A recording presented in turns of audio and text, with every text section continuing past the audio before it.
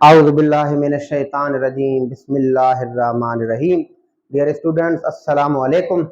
Ashik Hussain Pathan here and you are watching YouTube channel Biology with Genius. Dear students, आप सबको एक मर्तबा फिर हम खुशामदीद बोलते हैं ऑनलाइन क्लासेस में। आज हम जिस टॉपिक पर डिस्कस करने वाले हैं वो फर्स्ट ईयर क्लास का टॉपिक है। फर्स्ट ईयर क्लास में हमारा जो चैप्टर चल रहा है वो है बायोलॉजिकल मॉलिक्यूल। हम सीरीज में चल रहे हैं, सीक्वेंस में एक एक टॉपिक पर डिस्कस कर रहे हैं। तो बायोलॉजिकल मॉलिक्यूल्स में जो हमारा टॉपिक चल रहा है वो है न्यूक्लिक एसिड्स का टॉपिक। तो उसमें हमने न्यूक्लियोटाइड्स, न्यूक्लियोसाइड्स, बेसिस, ये पेंटोज शुगर हो गई, फास्फेट ग्रुप, ये सब कुछ हमने डिस्कस कर लिए। उसके बाद मोनोन्यूक्लियोटाइड कैसे बनता है, क्या होते हैं मोनोन्यूक्लियोटाइड, डाइन्यूक्लियोटाइड क्या होते हैं, वो क्या करते हैं, उनके एग्जांपल्स, ये सारी डिस्कस कर ली है। आज हम पॉलीन्यूक्लियोटाइड पर डिस्कस करेंगे। देखें, जैसे दो न्यूक्लियोटाइड मिलकर एक डाइन्यूक्लियोटाइड बना रहे थे, लेकिन वो सिर्फ डाइमर पर ही महदूद था, वो कोई ना कोई एक फंक्शन परफॉर्म कर रहा था, जैसे NAD, FAD वगैरह। तो ये डाइन्यूक्लियोटाइड थे। तो जब मोर देन 2 न्यूक्लियोटाइड आपस में मिलकर एक बड़ा मॉलिक्यूल बनाते हैं, जिसमें ऐसा समझें कि मेनी ऑफ द न्यूक्लियोटाइड हो, जब उसको हम हाइड्रोलाइज करें तो they yield many of the nucleotides, many of the monomers. जब उन्हें हम हाइड्रोलाइज करेंगे तो वो हमें मेनी ऑफ द न्यूक्लियोटाइड देंगे, तो हम उन्हें पॉलीन्यूक्लियोटाइड बोलते हैं। एक्चुअली जो हमारा डीएनए या आरएनए, डीएनए की आप एक स्ट्रैंड ले लें, क्योंकि डीएनए मोस्टली डबल स्ट्रैंडेड ही होता है। आप उसकी एक स्ट्रैंड ले लें, भले किसी भी क्रोमोसोम से लें, चाहे वो बैक्टीरियल क्रोमोसोम हो या ह्यूमन क्रोमोसोम हो, या किसी भी वायरस के जीनोम से डीएनए की एक स्ट्रैंड ले। तो ये जो एक स्ट्रैंड है, चाहे वो 100 न्यूक्लियोटाइड पर मुश्तमिल है, चाहे वो 1000 न्यूक्लियोटाइड पर मुश्तमिल है, या 1 मिलियन न्यूक्लियोटाइड पर मुश्तमिल है, तो हम इसे पॉलीन्यूक्लियोटाइड बोल सकते हैं। यानी मोर देन 2 न्यूक्लियोटाइड जब आपस में लिंकेज के जरिए एक बड़ी चेन बनाते हैं, यानी chain that is composed of many of the nucleotides which are joined together through a linkage, तो इस चेन को हम पॉलीन्यूक्लियोटाइड बोलेंगे। क्योंकि जिसमें दो न्यूक्लियोटाइड आपस में बांडेड थे तो हमने उसे डाइन्यूक्लियोटाइड बोला। जिसमें मोर देन 2 होंगे तो मेनी होंगे, मेनी को हम पॉली बोलते हैं, तो ये पॉलीन्यूक्लियोटाइड बन जाएगा। अब ये पॉलीन्यूक्लियोटाइड, अगर इसमें जो न्यूक्लियोटाइड्स होंगे, अगर वो डीऑक्सीराइबोन्यूक्लियोटाइड्स होंगे तो ये डीएनए का पॉलीन्यूक्लियोटाइड बनेगा। अगर उसमें राइबोन्यूक्लियोटाइड्स होंगे मेनी, तो ये आरएनए का पॉलीन्यूक्लियोटाइड बन जाएगा। लेकिन हम इस चेन को, इस मॉलिक्यूल को पॉलीन्यूक्लियोटाइड बोलेंगे।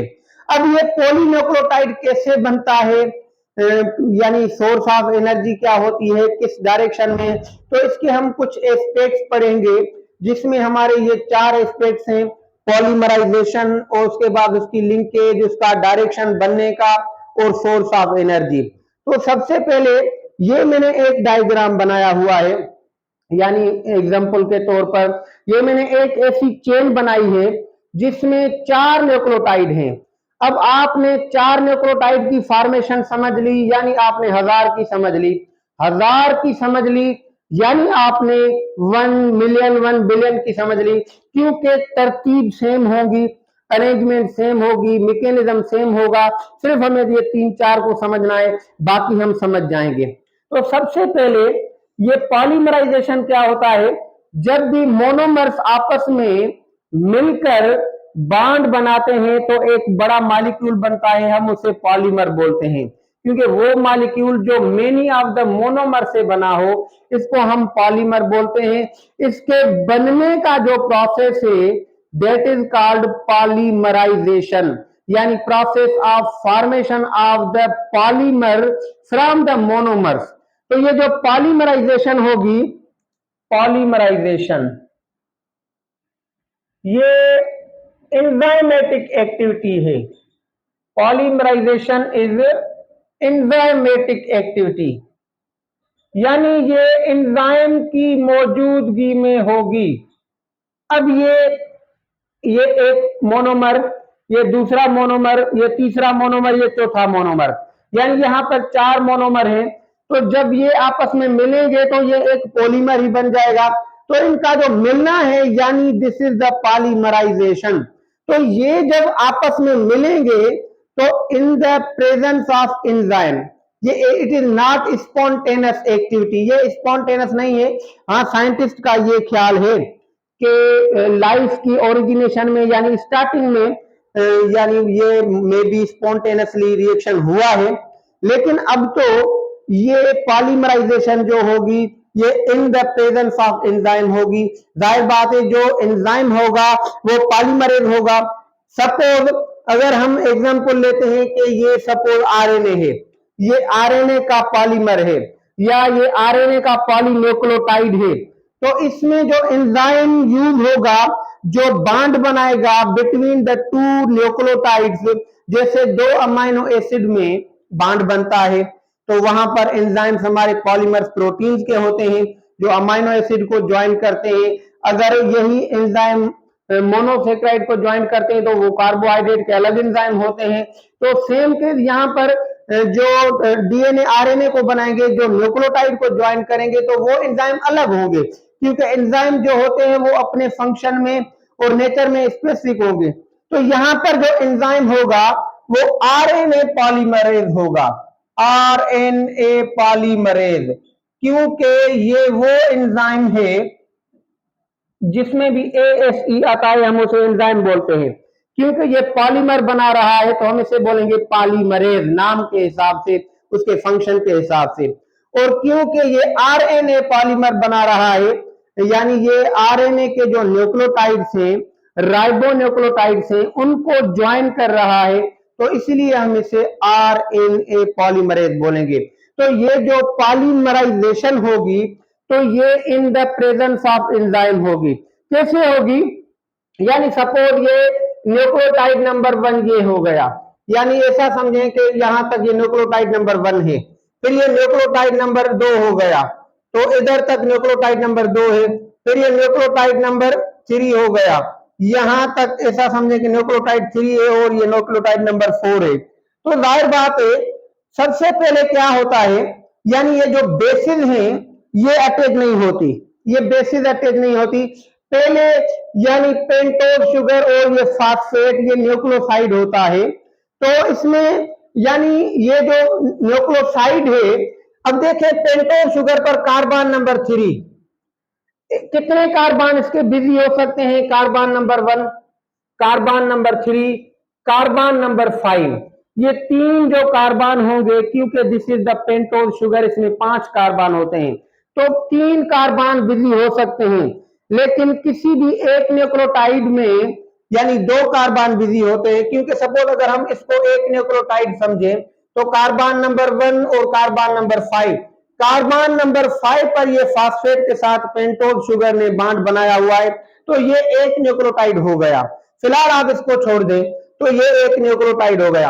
अब ये दूसरा न्यूक्लियोटाइड पॉलीमर तो तब बनेगा जब ये यानी many of the nucleotide bond बनाएंगे। अब ये दूसरा न्यूक्लियोटाइड इस फर्स्ट के साथ सेकंड जो है ये बॉन्ड बनाएगा, लेकिन यहां पर जो बॉन्ड बनेगा between the carbon number 3, carbon number 3 इस फर्स्ट न्यूक्लियोटाइड की जो पेंटोज शुगर है उसका कार्बन नंबर 3 इन्वॉल्व होगा, और जो सेकंड न्यूक्लियोटाइड है दूसरा, उसका फास्फेट जो ग्रुप है वो कार्बन नंबर 3 से बॉन्ड बनाएगा। अब जो लिंकेज बनेगी वो ऐसा समझे, अगर लिंकेज की बात करें तो वो लिंकेज बनेगी ईस्टर लिंकेज यानी फास्फो ईस्टर लिंकेज। तो ये जो लिंकेज बन गई, अब एक लिंकेज ये बन गई, दूसरी लिंकेज ये, मैंने यहां पर लिखा हुआ है, देखिए ये फास्फो ईस्टर लिंकेज, एक ये हो गई दूसरी ये हो गई, तो दो फास्फो ईस्टर लिंकेज जब बने तो हम उसको नाम देते हैं phosphodiester linkage. Phosphoester linkage अगर 2 बने तो हम उसे बोलते हैं फास्फोडाई ईस्टर, क्योंकि देखें ये जो फास्फेट है ये ऊपर से कार्बन नंबर 3 पर बॉन्ड बना रहा है पेंटोज शुगर के साथ और नीचे कार्बन नंबर 5 पर बॉन्ड बना रहा है पेंटोज शुगर के साथ। यानी ये जो फास्फेट है ये दो न्यूक्लियोटाइड को आपस में ज्वाइन कर रही है, तो इसीलिए यहाँ पर जो लिंकेज बनेगी वो फास्फोडाइस्टर, क्योंकि फास्फोईस्टर एक ये हो गई, फास्फोईस्टर दूसरी ये हो गई। एक फास्फोईस्टर यानी कार्बन नंबर 3 के साथ फास्फेट बनाएगा, वही फास्फेट कार्बन नंबर 5 के साथ दूसरे न्यूक्लियोटाइड में, यानी ये दो लिंकेज बनेगी जिसको हम फास्फोईस्टर लिंकेज, तो हम इन्हें नाम देंगे फास्फोडाइस्टर लिंकेज। तो ये दूसरा न्यूक्लियोटाइड फर्स्ट के साथ अटैच होगा थ्रू द कार्बन नंबर 3। तो अब ये दो न्यूक्लियोटाइड अटैच हो गए। अब ये तीसरा जो है फिर सेम तरीके से ये भी कार्बन नंबर 3 के साथ बॉन्ड बनाएगा, क्योंकि यहाँ पर हाइड्रोक्साइल ग्रुप होता है कार्बन नंबर 3 पर, जो पेंटोज शुगर होती है हाइड्रोक्साइल OH होता है, और यहाँ पर फास्फेट जो होती है वो भी यानी ऐसे OH होता है इसमें भी। तो इसका भी OH जो है इस फास्फेट का, यानी इसने हाइड्रोजन लूज की है और पेंटोज शुगर ने OH लूज की है, तो इसीलिए एक वाटर मॉलिक्यूल हर लिंकेज पर बनेगा।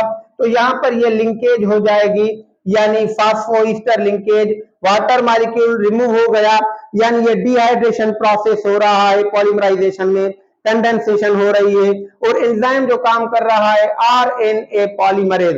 अब आरएनए पॉलीमरेज क्या कर रहा है, इस न्यूक्लियोटाइड को इस न्यूक्लियोटाइड से ज्वाइन कर रहा है, यानी किसकी मदद से, फास्फेट जो इसका ग्रुप है उसकी मदद से। यानी सेकंड न्यूक्लियोटाइड का जो फास्फेट होगा वो फर्स्ट न्यूक्लियोटाइड के पेंटोज शुगर के कार्बन नंबर 3 पर लिंकेज बनाएगा। तो ये जो लिंकेज बनेगी that is called phosphodiester linkage. तो फिर ये तीसरा न्यूक्लियोटाइड दूसरे के साथ ऐसे ही बॉन्ड बनाएगा, फिर ये चौथा न्यूक्लियोटाइड, फोर्थ न्यूक्लियोटाइड ये थर्ड के साथ ऐसे ही बॉन्ड बनाएगा, तो ये सारी फास्फोईस्टर लिंकेज बन जाएंगी। These are the phosphoester linkage. तो यहाँ पर 4 न्यूक्लियोटाइड में 3 फास्फोडाइस्टर लिंकेज बन जाएंगी। तो पॉलीमराइजेशन का जो प्रोसेस होगा इन the presence of enzyme RNA polymerase, यानी देखें ये जो न्यूक्लियोटाइड्स हैं वो ऐसे अटैच हो रहे हैं, नंबर 1 के साथ दूसरा, फिर तीसरा, फिर फोर्थ, फिर फिफ्थ, सिक्स्थ, ऐसे ही मेनी ऑफ द न्यूक्लियोटाइड इस तरीके से ही ज्वाइन होंगे। क्लियर हो गई। और जो लिंकेज होगी, अब यहां पर अगर लिंकेज की बात करें तो लिंकेज कौन सी, सेकंड एस्पेक्ट लिंकेज कौन सी बन रही है, फास्फोडाइस्टर, फास्फोडाइस्टर, यानी ऐसा समझें कि जो फास्फेट है, फास्फेट यानी बॉन्ड बना रहा है carbon number 3, carbon number 3 of 1 nucleotide, carbon number 3 of 1 nucleotide और कार्बन नंबर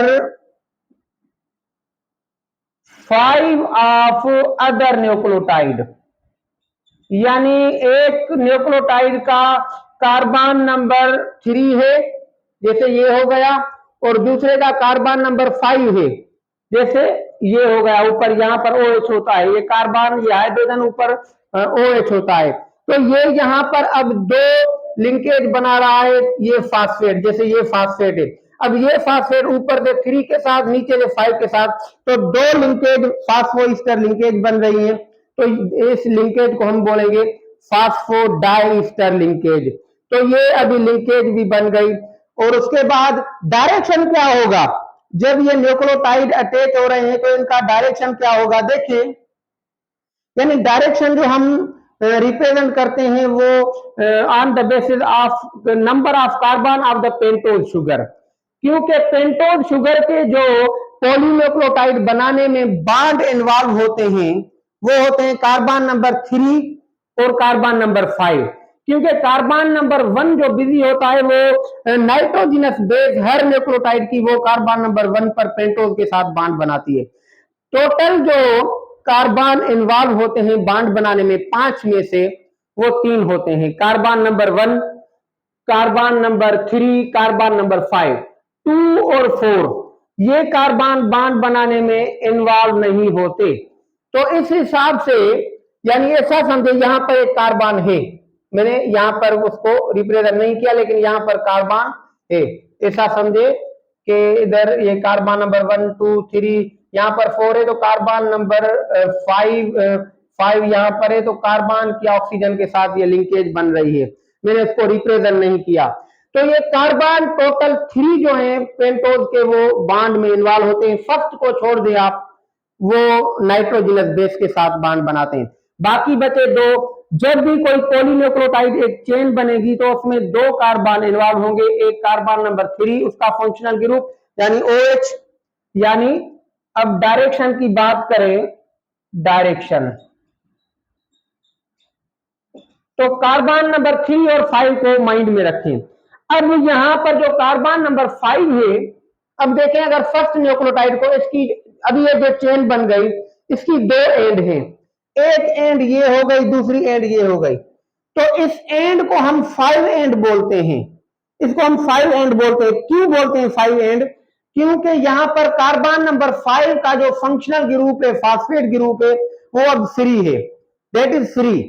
अभी वो फर्दर किसी के साथ ऊपर बॉन्ड नहीं बना रहा, तो वो फ्री है। तो हम क्योंकि कार्बन नंबर 5 का फंक्शनल ग्रुप फ्री है तो हम इसे 5 एंड बोलते हैं, यानी this is the 5 end of the polynucleotide. ये पॉलीन्यूक्लियोटाइड की जो एक चेन है उसमें ये 5 एंड है, क्योंकि इस आखिरी न्यूक्लियोटाइड का जो कार्बन नंबर 5 है पेंटोज शुगर का, उसका फंक्शनल ग्रुप जैसे फास्फेट आप समझे, तो उस फास्फेट को हम यानी 5 इसलिए बोल रहे हैं क्योंकि ये 5 एंड है, पेंटोज के कार्बन नंबर 5 है उसका फंक्शनल ग्रुप जो है वो यानी फ्री है, तो इसीलिए हम इसे 5 एंड बोलते हैं। लेकिन यहां पर फास्फेट ग्रुप होगा, वो फ्री होगा क्योंकि वो अटैच है कार्बन नंबर 5 के साथ, इसलिए हम इसे 5 एंड बोलते हैं।